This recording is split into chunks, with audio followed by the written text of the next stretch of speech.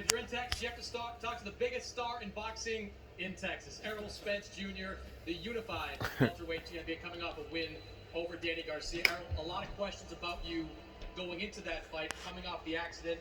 It seemed like you answered every one of them. How did you feel about the way you fought? I feel great, man.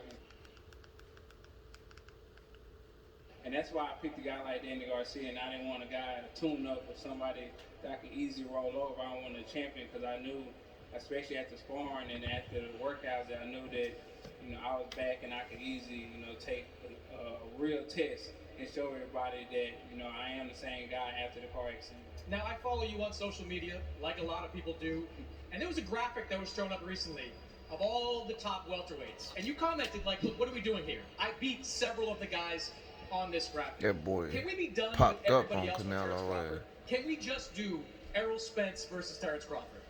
I mean, that could happen. We gotta see how it goes. But like I said, I can move up to 160 and fight Canelo afterwards. I want to get to that, but there's always going to be questions until you and Crawford fight. How optimistic, if at all, are you that you can get Crawford in 2021? Well, I think it could happen. I mean, just for Al and Bob to sit down, and for Bob to start lying. So we'll see. I think it definitely could. For Bob to stop lying, man. Terence Crawford better shut the fuck up and take that motherfucker 60-40 and sit his ass down and get the fuck in the ring, nigga. Cause that's gonna be the biggest fight you ever had, bro. We've been saying this shit for years already.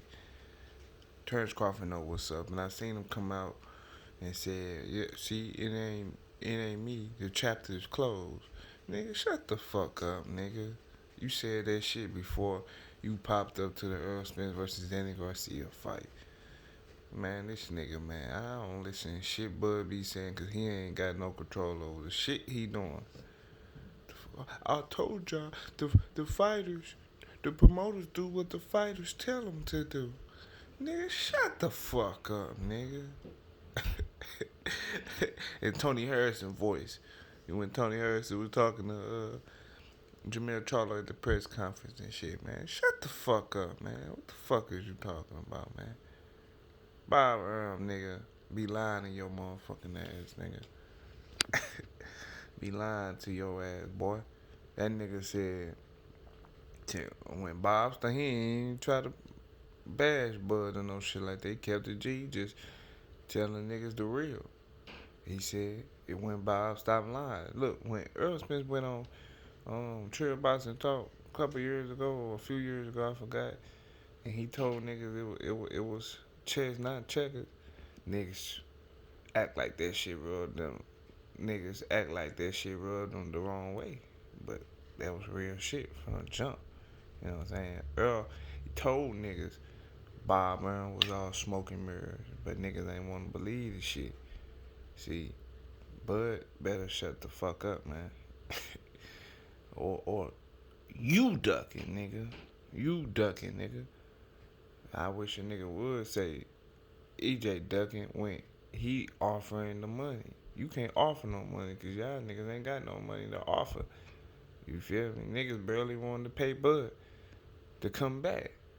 Bud had to say, I ain't fighting if I don't get what I supposed to be getting. Looking ass nigga, man. Look, man. You fought weak ass Kell Brook. And before that, see, Kell Brook was washed for sure. For a fact. That nigga was washed. And before that, you fought fucking Green Beans. And Green Beans wasn't no fucking body. And the nigga still dropped you. And before that, you fought Amir Khan, who act like he got hit in the nuts and threw the fight and fucked up the bag. Y'all paid him $7 million, but y'all wouldn't give Danny 10 when Danny knocked out Amir Khan. See, y'all, the way y'all niggas move is all fucked up. The way Bob and Bud and them move over there is just some slimy ass little fucking rats. That's why I'm starting to look at y'all niggas like talking, go over numbers and things like that. But it definitely could happen. But like I said, I'm the big dog at the welterweight division, and he gotta take a back seat and take that 60-40 or 70-30, whatever we give him.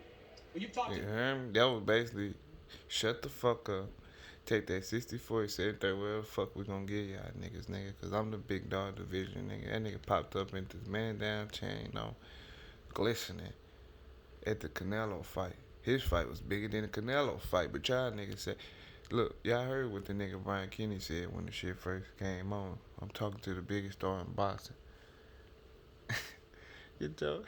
He said, I'm talking to the biggest star in boxing. The nigga y'all say the biggest nigga in boxing, which is Canelo, his shit smaller than this nigga shit in a pandemic. You know what I mean?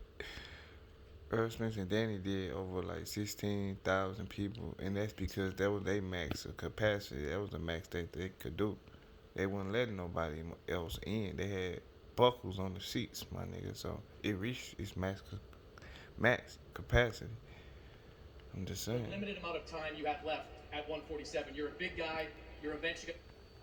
Nigga, that motherfucker glistening, nigga. I'm telling you, boy.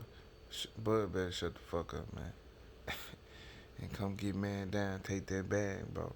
Even if you did take 50-50, you still gotta take 60-40-70-30 on the pay-per-view.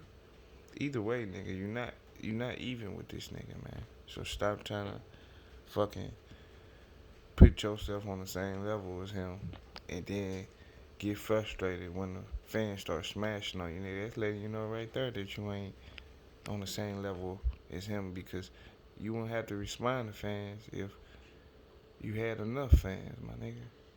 Shit crazy, bro. Be shutting that nigga down, man. I liked it, this shit. That nigga straight came to the fight with the man down shit on. And like, nigga know how to, these niggas smart as a motherfucker. That's the difference between him and Bud, man. Got options and you got leverage. You know what I'm saying? And that's what everything about when you doing business, about leverage, man. When you got the most leverage, if you got it's all about having leverage and using your leverage and using your power. And that was the reason he showed up at the fight. Because he know, nigga, I can do this, and this. You can do nothing, nigga. And that's what's going on. He can't do nothing. Bud ain't got no options. The boy got all the options, all the pay-per-views lined up. This nigga got enough fights, big fights, to not fight on regular TV again for 2 more years, bro. He got enough pay-per-views to load up for about 2 years. Anybody that didn't get in the ring with can be a pay-per-view. Whether it's a rematch with Sean, Keith Thurman, Manny Pacquiao, Canelo, anybody at 154. He can drag them into a pay-per-view just cause, like he dragged Sean, cause Sean ain't had no fan base. They was still on pay-per-view. So he can still drag a nigga who don't got a big fan base to pay-per-view and still sell the right amount. He did 350 with Sean. Sean ain't had no fan base. He ain't pulling no numbers. So if he can drag Sean to a pay-per-view, he can drag any other nigga to a pay-per-view, especially at 154. People want to see what they're gonna look like. But it is what it is, man. I can't call it big EJ.